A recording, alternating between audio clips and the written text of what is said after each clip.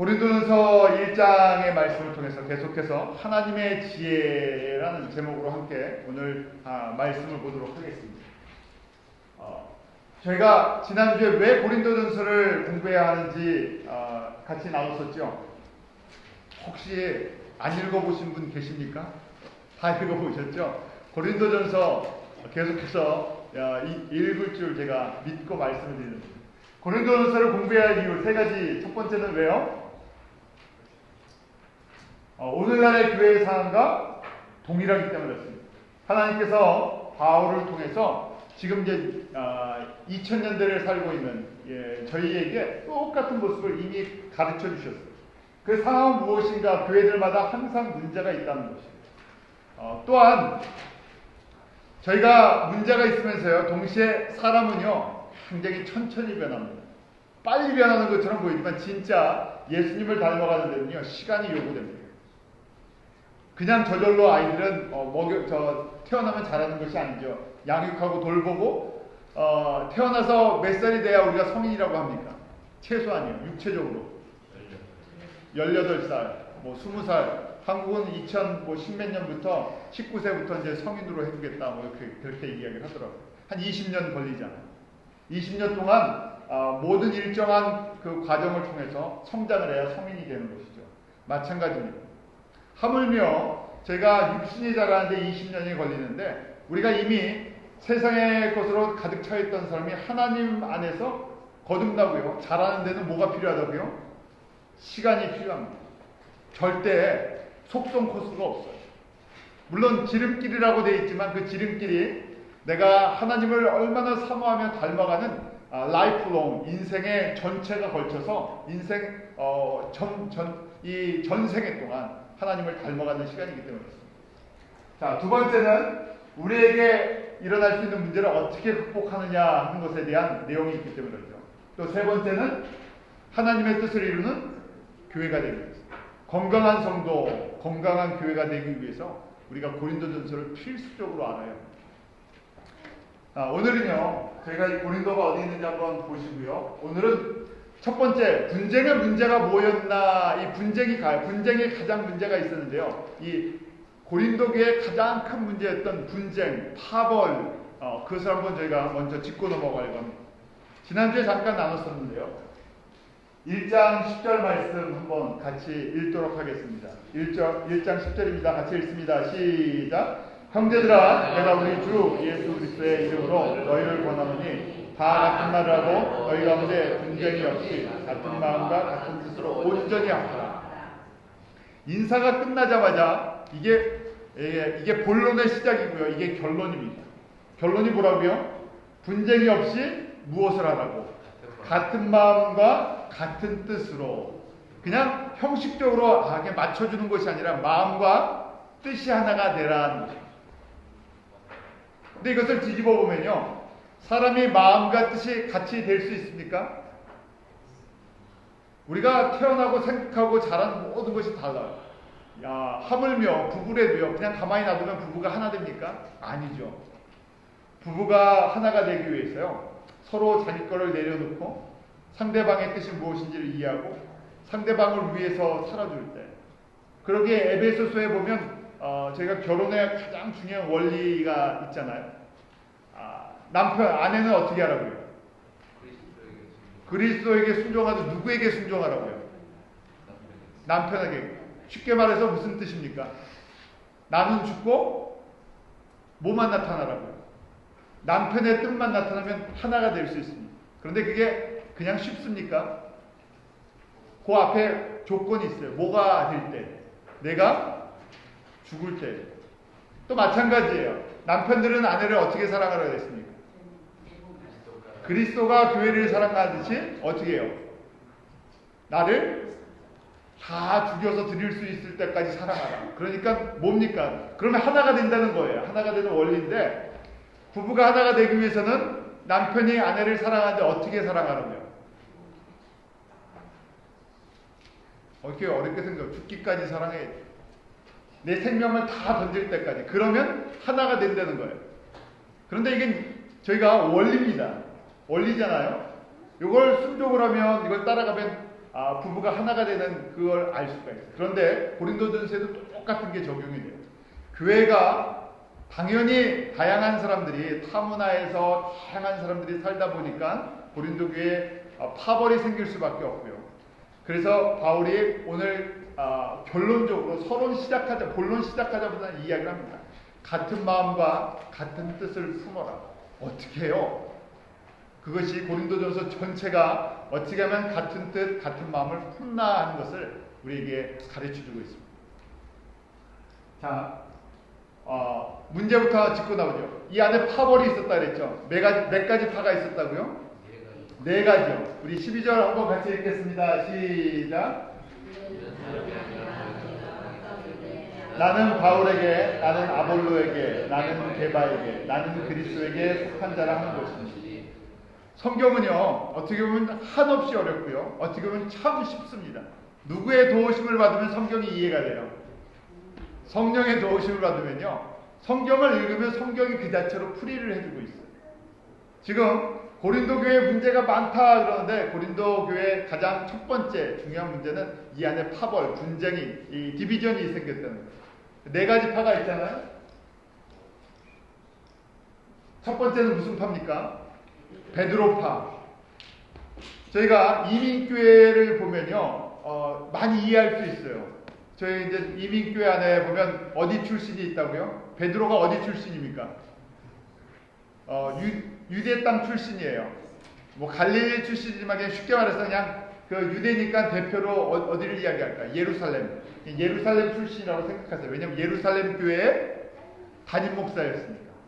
그러니까 예루살렘 교회의 지도자였기 때문에요. 이 교회 안에 어디 출신들이 있다고요? 예루살렘 교회 출신들이 있어요. 저희 그러잖아요. 한국의 큰 교회 다니다 보면 한국에 무슨 꼭 그렇다는 것이 아니라 한국의 대표적인 교회가 어떤 교회입니까? 큰 교회. 순복음교회. 그러면 여기 와서도 뭐가 생깁니까? 조용기.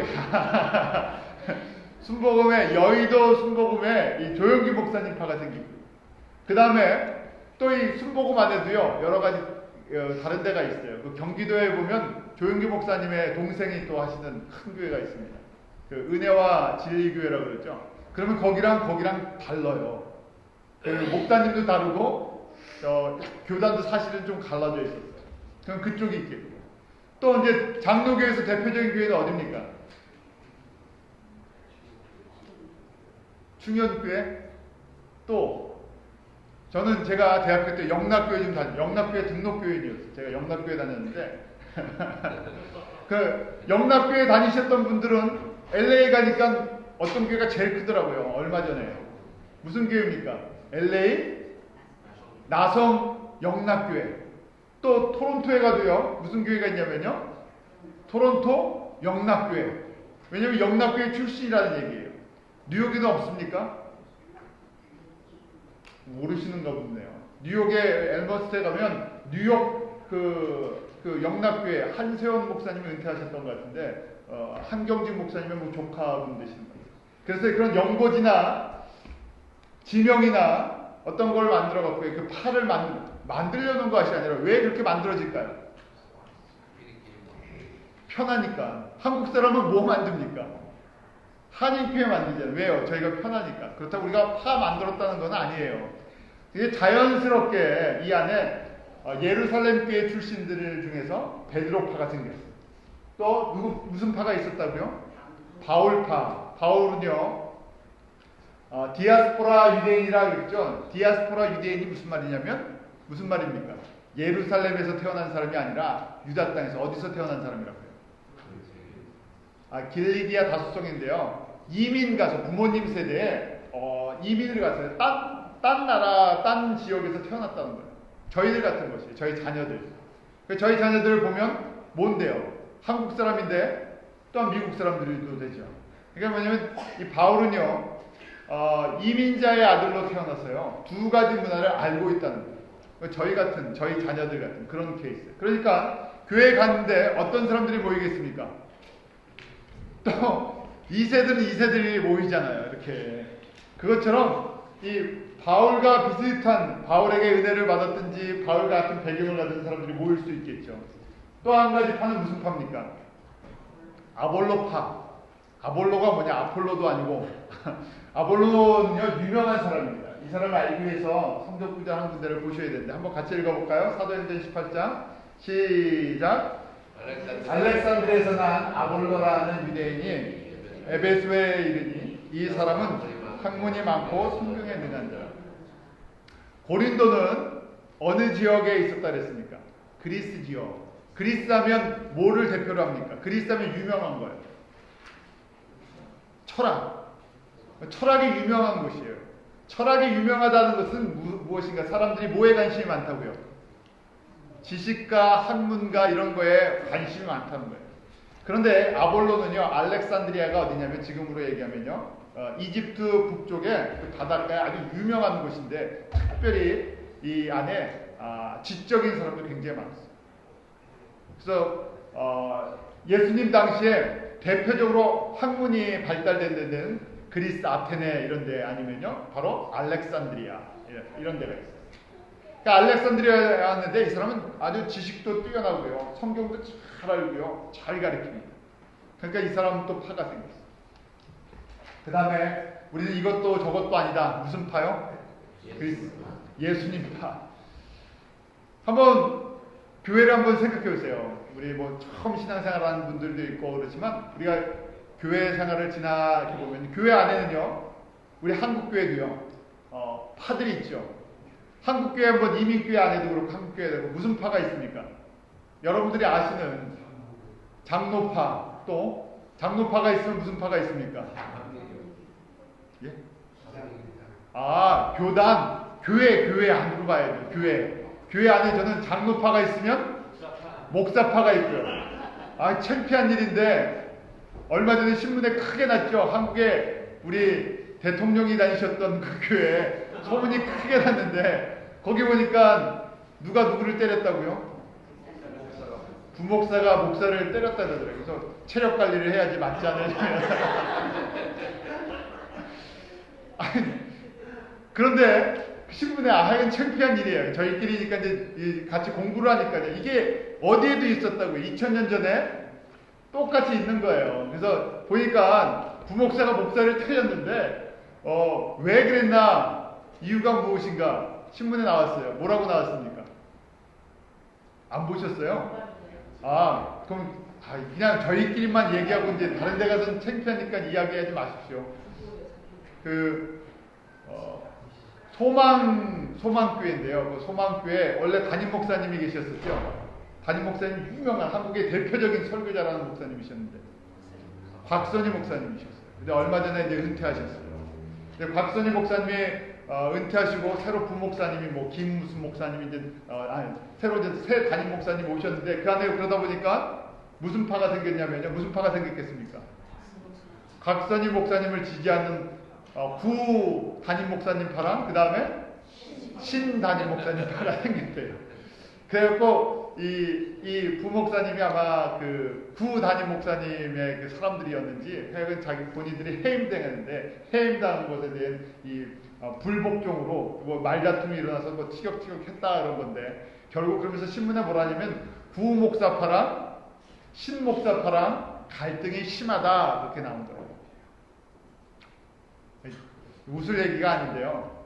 이게 한국에서 제일 부자 교회, 제일 영향력 있는 교회에서 지난 며칠 전에 일어난 사건이에요. 여기만 이렇습니까? 아니잖아요. 또 저희 안에 다 또 무슨 파가 있어요. 여러분들이 교회 생활하면서 이제 크게 이제 정치적인 문제 때문에 이렇게 파가 나눠져 있고 또 무슨 파가 있습니까? 출신.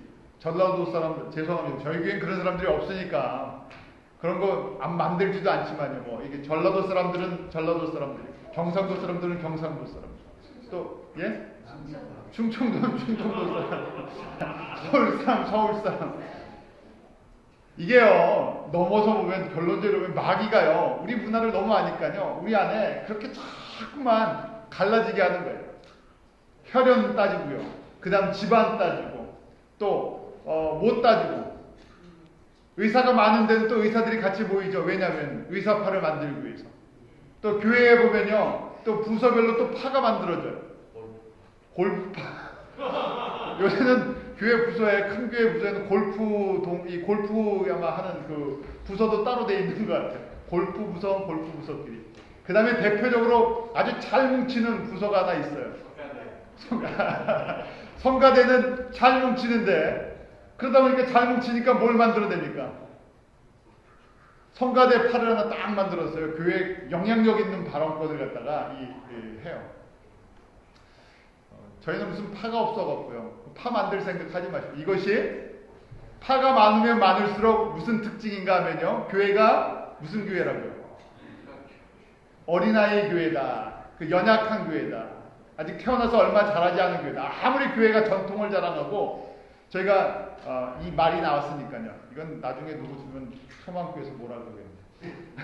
소망교회가 아무리 목사님이 훌륭하시고 사람들이 그 목사님의 설교를 좋아하고 성도가 많고, 그 다음에 부자교회에서요, 가장 강남의 부자교회, 대표적인 부자교회였지만 실질적으로 내용을 보니까 무슨 내용이 나온 거예요?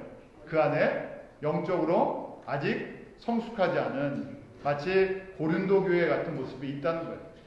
그런데 이것이 소망교회만 그런 것이 아니라 한국교회에 다 전반적으로 깔려 있잖아요. 그래서 하나님께서 고린도 교회를 보면서 고린도 교회만 그런 것이 아니라 2000년의 교회 역사에 다 똑같은 문제가 있다는 것이에요.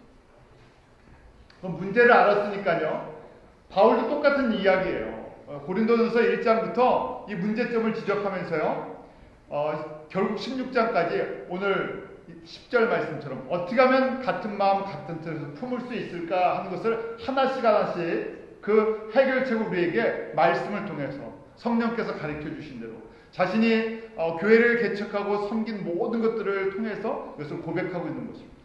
자, 문제의 시작은 무엇인가 하면요, 지혜 때문에 그래요. 교회 안에 그 두 가지 지혜가 있습니다. 우리 가운데 두 가지 지혜가 있어요. 지혜가 참 중요한데요, 우리 그 지혜, 세상의 지혜가 첫 번째 있습니다. 오늘 본문 말씀에 세상의 지혜가 교회에 있다는 것이죠. 그래서 우리 고린도전서 1장 20절입니다. 한번 같이 읽겠습니다. 시작. 지혜 있는 자가 어디 있느냐? 선비가 어디 있느냐? 이 세대의 변사가 어디 있느냐? 하나님께서 이 세상의 지혜를 유리하게 하신 것이 아니뇨. 고린도도 이 그리스 그 철학의 영향을 받았어요. 변호사도 있었고요, 철학자들도 있었고, 선생도 많고. 그러니까 뭐 이 사람들이 다 학식이 있는지 없는지 몰라도 그래도 뭐 하는 거 좋아하냐면요, 학식 있는 척, 아는 척, 이런 거 좋아했다는 얘기예요. 그러기에 고린도 교회 가운데 세상의 지식과 학문들이 많이 들어와 있다는 얘기입니다. 이것이 무슨 문제인가 저희가 이제 하나씩 보도록 하겠습니다. 1장 22절 같이 읽습니다. 시작. 유대인은 표적을 구하고 헬라인은 지혜를 찾는다. 헬라 사람들은 지혜를 좋아한대요. 그래서 여러분들 이 철학이라는 말이 영어로 philosophy인데요, 이것이 이제 그리스의 말에서 온 거예요. 그 그리스 헬라 말에서 왔는데 무슨 뜻인가 하면요, 필로스 하면 사랑이라는 것이에요. 필레오 하잖아요. 필레오, 그 형제간의 사랑, 이 부모 이런 자식에 대한 사랑, 필레오 그러는데 이게 사랑이라는 뜻이고요. 그 다음에 소피아, 우리 소피아가 있잖아요. 소피아가 무슨 뜻인가 하면요, 지혜예요. 그 두 말을 딱, 필라서피를 두 가지를 딱 합치면 무슨 말이 됩니까? 철학인데요, 풀어서 이야기를 하시라고요. 필러소피, 사랑한다. 뭘 사랑해요? 지혜를 사랑하는 것이 필러소피예요. 그래서 사람마다 다 나름대로의 철학이 있습니다. 우리가 갖고 있는 철학은 무슨 철학이라 합니까? 세상의 철학이요. 뭐 인간의 근원이 되든지 세상의 원리를 찾으려고 했는데 하나님의 지혜랑 비교해 보니까 무슨 철학인가? 개똥 철학이라는 얘기예요. 다 철학마다 논리가 있어요. 철학이라는 것은 지혜를 사랑하기 때문에 라직이 있고요, 나름대로 다 논리가 있어요. 경험이 다 있습니다. 자, 우리 한 사람 한 사람이 철학자라고 생각해 보세요. 철학자라고 해서 무슨 대학에서 유명한 뭐 철학 교수 밑에 배운 것이 아니라 우리가 살아오면서요, 나름대로의 다 인생 철학과 세상 철학과 경험들이 다 있습니다. 또 세상에 경험이 많은 사람들도 많잖아요. 많은 거 경험해 보신 분들 많잖아요. 저도 갖고 있는 경험이 작고요. 여러분들이 더 많은 것들을 경험할 수 있잖아요. 자, 그런 분들이 다 교회에 들어왔습니다. 그러면요, 100명이 모이면 몇 가지 철학이 교회 안에 있겠습니까? 100가지 철학. 그래서 조금 이제 정리를 하면 큰 부류대로 누가 목소리가 크고 철학이 그래도 논리가 있냐에 따라 분파가 나눠지면요, 분파가 나눠집니다. 그리스 당시에 지금 바울이 고린도전서를 쓸 때 그리스에 학파들이 있어요. 철학파 있잖아요. 여러분들이 아는 대표적인 철학자 이름들 누가 있습니까?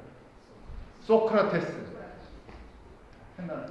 소크라테스 학파가 있고요. 그 다음에 또 누가 있습니까? 플라톤은 해야죠. 플라톤이 소크라테스의 제자고, 그 다음에 아리스토텔레스. 뭐 이렇게 학파들이 다 자기 논리를 만들어낸 사람에 따라 만들어졌잖아요. 영어로 하면 어렵더라고요. 발음이 안 돼요. 그 다음에 또 에피쿠로스라는 쾌락을 추구하는 그런 학파가 있었고요. 성경에 보면 또 스토아 학파라고 있어요. 학문을 굉장히 지식을 중요하는 스토아 학파가 있어요. 대략 약 50개의 철학파가 있어요. 많죠? 그러니까 이 고린도 교회 안에 한 50개의 철학을 사람들이 갖고 있다고 생각해 보십시오.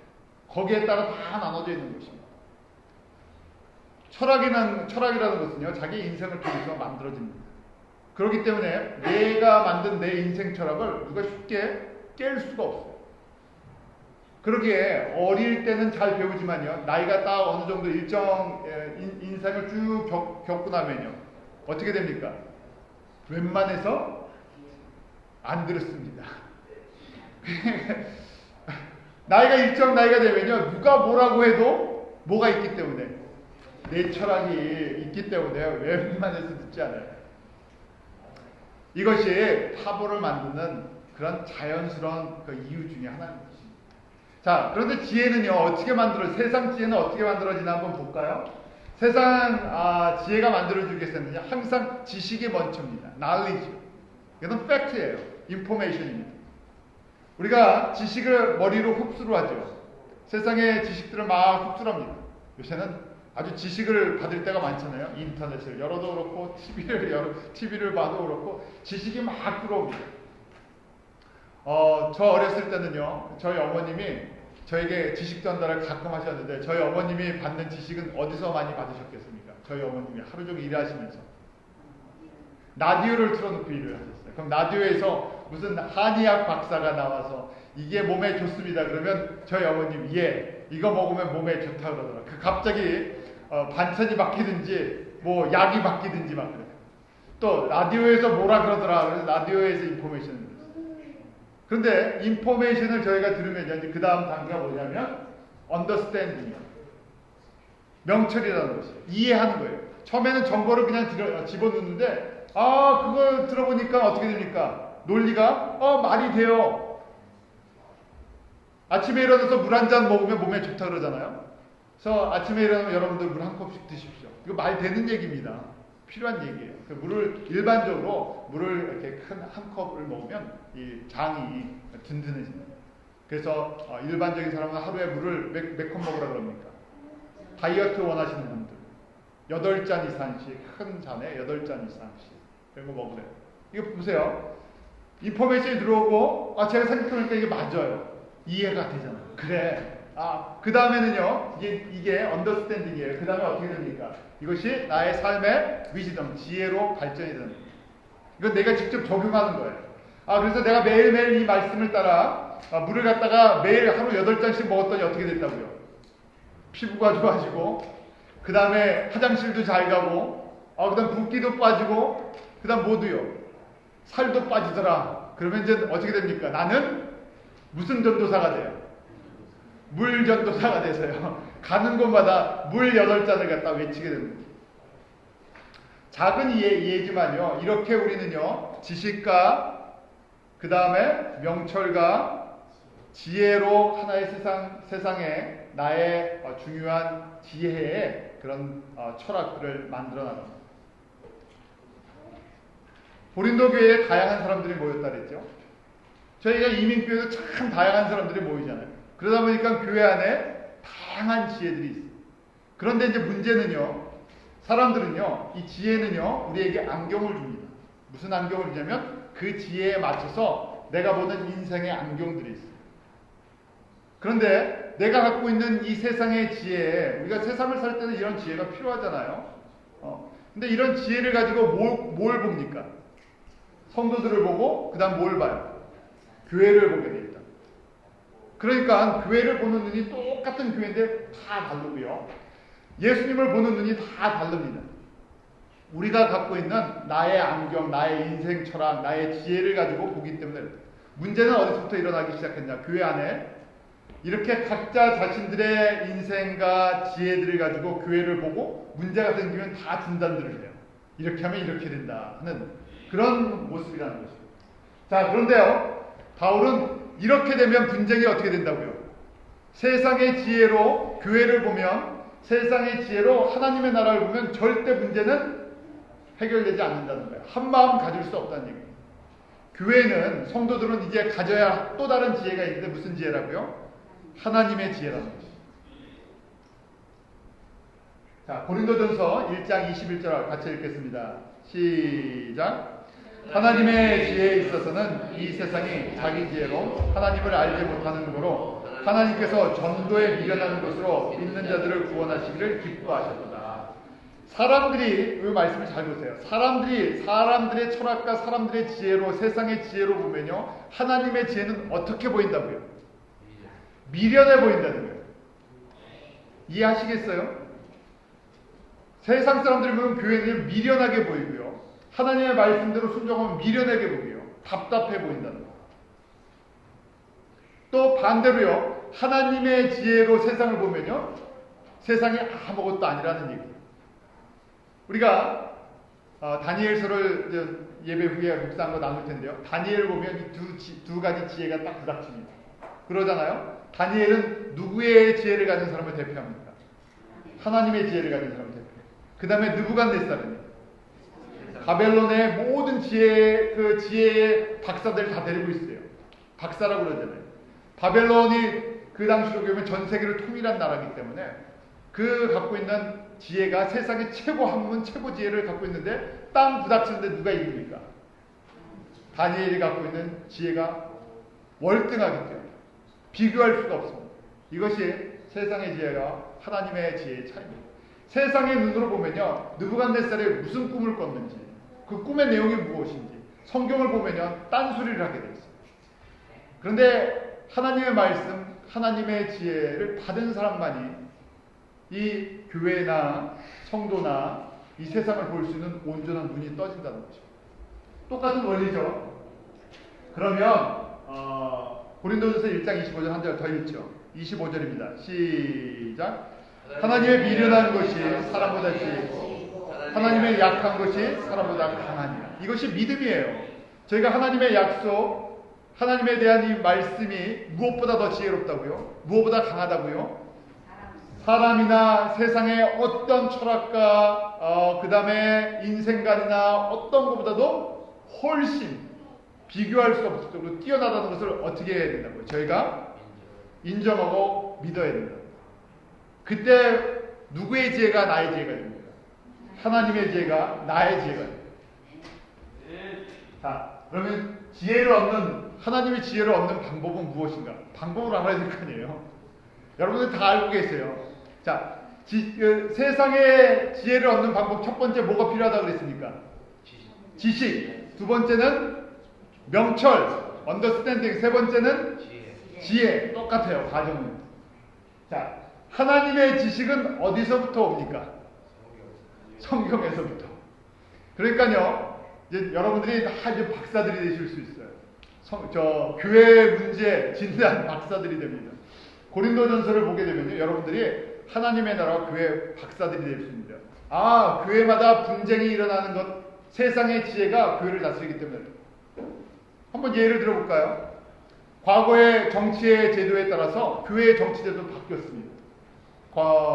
교회의 정치 제도가 세상에 영향을 받았잖아요. 그래서 왕권이 강력할 때는 이 로마 교황의 권한이 왕처럼 강했어요. 그래서 한 사람에 의해서 교회들이 다스려졌습니다. 그러다가 무슨 운동이 일어났습니까? 프랑스 혁명이 일어나서 민주주의가 일어났어요. 그러니까 교회도 세상의 민주주의를 받아들여서 어떻게 됐습니까? 담임 목사 혼자 아니면 이제 교황 혼자 권한을 가지면 안 되고 어떻게 해야 된다고요? 장로나 회중 정치로 바뀌어요. 이것이 그러다 보니까요. 자, 장로나 목회자나 뭐 교황이나 다 세상적인 어떤 이런 조직의 것을 배워요. 그래서 저희가 요새 이제 교회 부흥이나 이런 거 하면요. 마케팅이랑 그 조직론을 갖다 세상의 학문에서부터 다 배워와요. 필요해요.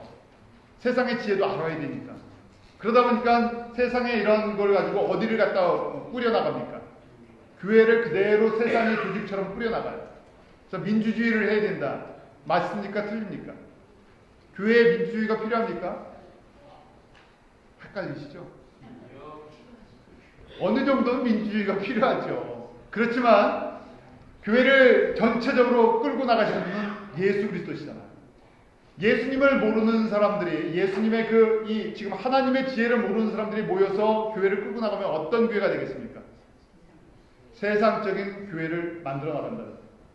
자, 이것처럼요. 하나님의 지식인 이 말씀을 통해서 오는데 하나님의 지식을 저희가 모르는 상태에서 하나님의 지혜를 알 수가 없습니다. 성경을 통해서 우리의 지식이 축적이 되죠. 그 다음에 명철, 언더스탠딩이에요. 성경을 읽기만 하면 안 되고요. 이해해야 돼요. 그러니까 여러분들 지금 이렇게 설교 10년을 들었는데 뭐가 나타나지 않으면 내 삶에 하나님의 지혜와 내 삶의 변화가 일어나지 않으면 어디서부터 잘못됐다고요? 지식에서부터 언더스탠딩에 문제가 생겼다고요. 사람들이 듣기는 듣는데 뭘 하지 않습니까? 언더스탠딩이라는 것은요, 공부를 해야 해요. 그냥 성경만 쭉쭉 읽으면요, 물론 그러면서 이제 공부를 많이 한 분들은요, 성경을 잘 이해하는 분들은요, 한 번만 읽어도 쭉쭉 이해가 돼요. 그런데 나는 성경을 봐도 모르겠습니다 하고 포기해버리면요, 성경이 점점 이해가 안 돼요. 그래서 어떤 방법을 통해서든지 한 구절 한 구절, 한 장 한 장, 성경의 한 책 한 책, 하나님께서 나에게 주신 이 인포메이션이 과연 무슨 뜻인가 하는 객관적인 인포메이션을 갖고 있어요. 이걸 위해서 목회자들이 연구를 하는 거 아닙니까? 신학자들이 연구하는 거 아니에요?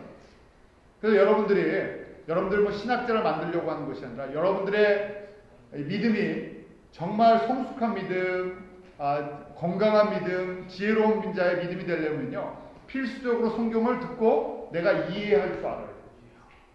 그래서 질문은 참 좋은 겁니다. 나 성경을 보는데요, 잘 이해가 안 갑니다. 그러면 그게 누구의 자료입니까?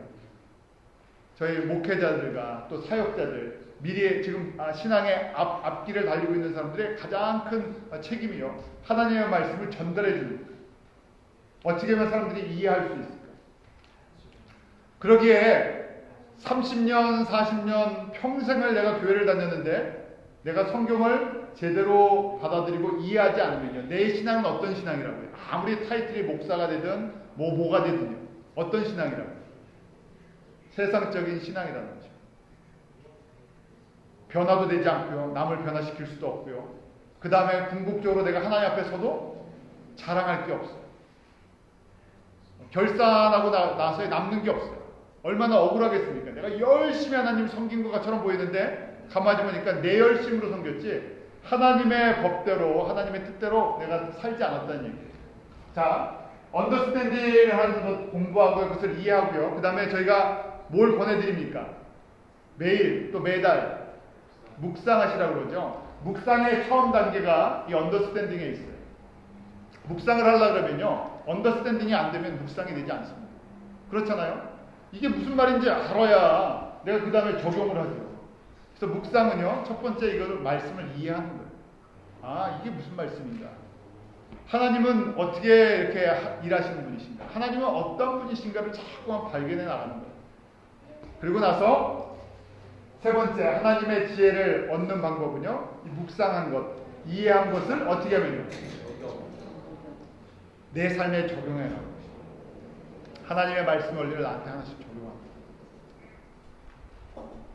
그럴 때 그때 뭐가 일어나겠습니까? 하나님의 지혜가 내 삶을 다스리는 역사가 일어나는 것입니다. 한순간에 모든 것이 다 바뀌지 않잖아요. 우리가 우리의 인생을 살면서 인생의 철학들이 하나씩 하나씩 살아오는 세월만큼 또 많은 문제를 겪으면서요 많이 늘어나잖아요. 우리 이민생활도 처음부터 모든 거 다 하는 것이 아니라 뭐 처음에 와서 누가 라이드 해주는 거, 그 다음에 라이센스 따는 거, 방 얻는 거, 그 다음에 잡구하는 거, 어디 운전하는 거 하나씩 하나씩 다 배워나가잖아요. 마찬가지입니다. 하나님의 말씀을 하나씩 하나씩 적용할 때 내가 하나님의 지혜로 채워져 나가기 시작해요. 그러니까 하나님의 사람들이 되고 이 하나님의 지혜를 가지고 이제 적용할 줄 알죠. 나에게 적용한 다음에 그 다음에 어디에 적용하겠습니까? 가정에게 적용하고 또 직장 가서 적용하고 그 다음 교회에 적용하고 이러면요 세상의 문제를 극복하는 그런 하나님의 능력이 된다는 것이죠. 오늘 말씀에도 보면 우리가 갖고 있는 능력은 무엇인가? 하나님의 능력인데 하나님의 능력은 어디서부터 오는 것인가? 하나님의 능력은 사람들이 보는 이런 능력이 아니라요. 바로 말씀으로부터 오는 이 말씀이 나에게 지식이 되고 이해가 되고 이것이 지혜가 돼서 다스려질 때 그것이 능력이 된다는 것이죠. 다니엘도 그렇지 않습니까? 다니엘의 세 친구도 그렇고요. 겉으로 어떤 특별한 능력이 있었던 사람들이 아니에요. 연약한 청년에 불과합니다. 왕이 죽이고 싶으면 얼마든지 죽일 수 있는 그 포로에 붙잡혀왔던 그런 자들이잖아요. 그런데 거기서 뛰어난 능력을 보이고 세상 말로 하면 어떻게 합니까? 끌려와서요. 노예로 끌려와서 어떻게 됐습니까? 출세했어요. 성공하시려면 다른 데 찾지 마시고 누구를 찾아가세요? 다니엘을 통해서 다니엘이 어떻게 성공했나? 우리 세상에 그 성공하는 거 좋아하잖아요. 다니엘의 성공법 하면 뭐가 있습니까? 하나님의 지혜로 충만했던 사람. 그런데 지혜는 지식이 아니기 때문에요. 아는 걸로 끝나는 것이 아니라 알고 이해하고 어떻게 하라고요? 적용해 나가요. 이거 하려고요. 저희가 말씀 묵상 권해드리는 거고요. 또 어떻게 하든지 설교가 설교로 그냥 일주일에 한 번 설교 듣는 것으로 설교가 설교로 끝나지 않게 해드리려고 이 시간에 어떻게 하든지 하나님의 말씀이 전달이 돼서 내 거가 돼야 한 주 동안 내가 이 말씀을 가지고 적용하는 그런 능력이 생기기 때문에 그때 바로 이 하나님의 지혜가 나를 다스리고 교회를 움직일 때 교회는 같은 마음, 같은 뜻을 품을 수 있어요. 왜 그렇게 했습니까? 무슨 마음을 품었기 때문에? 하나님의 마음을 품었기 때문에. 성령의 마음을 품었기 때문에. 내가 기꺼이 하나님의 뜻이라면 내 뜻은 포기하겠습니다. 이런 것이죠. 이게 참 어려워요. 교단 문제가 일어날 때도 가만히 보면 사람들이 목회자들도 뭐가 셉니까? 목회자들도요. 목회 철학에 너무 나다 뚜렷해갖고 웬만해서 자기들을 잘 안 죽여요. 그래서 교단에 문제가 많다. 교단 뭐 어떤 교단이 됐든 저희 감사한 거는 CMN의 교회는 참 목사님들 참 좋으신데요. 어느 교단 가면 교단 총회만 하면 뭐 한다고요? 멱살 붙잡고 싸운대요. 그러니까 구경을 한 번도 못했습니다. 별로 구경하고 싶지 않지만 그건 왜 그럴까? 왜냐면 목회자들이 뭘 갖고요? 각자 목회 철학을 갖고 각자 인생 철학을 갖고 어디에 모였기 때문에 교단에 모였기 때문에 뭐가 안 된다? 같은 마음, 같은 뜻이 안 된다. 그런데 목회자들만 그러는 것이 아니라 우리도 마찬가지라는 거예요. 그래서 이것을 내려놓고 하나님의 뜻을 생각하기 위해서 내가 성령의 사람이 되는 거예요. 그때 우리가 하나가 될 수 있는 거예요. 마지막으로요. 우리 교회를 한번 이해하고 마치도록 하죠. 교회는요. 고린도전서 3장 16절 이 말씀 한번 같이 읽겠습니다. 시작. 하나님의 성령이 너희 안에 거하시는 것을 알지 못하느뇨. 이 교회가요. 이 그리스 말로는 에클레시아. 에클레시아는 무슨 뜻이냐면 아크는 액시시라는 뜻이에요. 출구. 그 다음에 칼레시아는 칼레오라는 말을 쓰는데 고로부터 불어냈다. 아우로브라는 것이. 그 세상으로부터 불러내서요. 따로 모여 있는 이 사람들의 모임을 교회라는 거예요. 그러기에 저희가 우리 한 사람 한 사람이 교회가 됩니다. 그런데 이 교회관을 갖다가요. 세상의 이런 지식들이 지혜들이 교회관을 바꿔버렸어요. 대표적으로 이 천주교가 원래 교회 우리로 얘기하면요.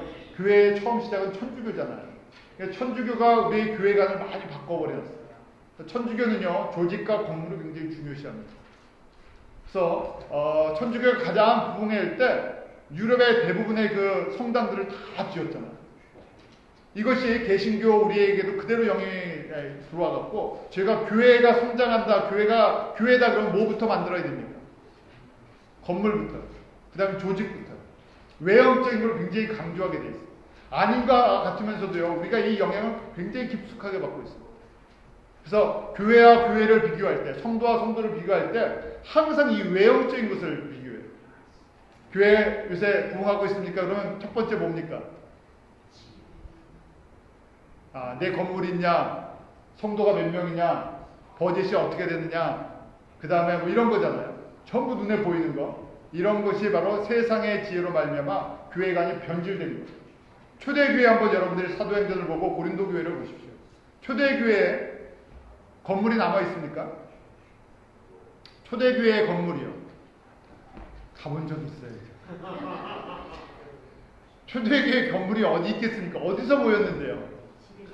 가정에서요. 그러니까 유적지라고 가면 교회 뭐 여기 바울이 고린도 교회에 모였다. 그럼 누구 집이겠습니까?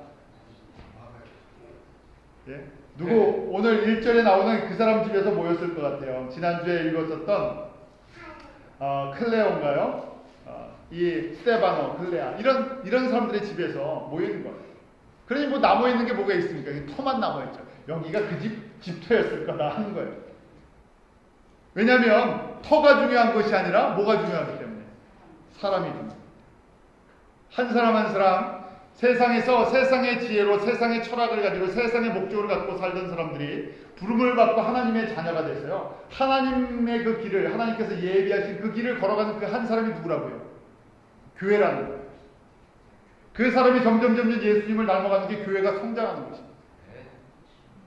그런데 이게 완전히 다 천주교에서부터 개신교까지 개신교 500년 되면서 이게 완전히 개념이 다 바뀌어버렸어요.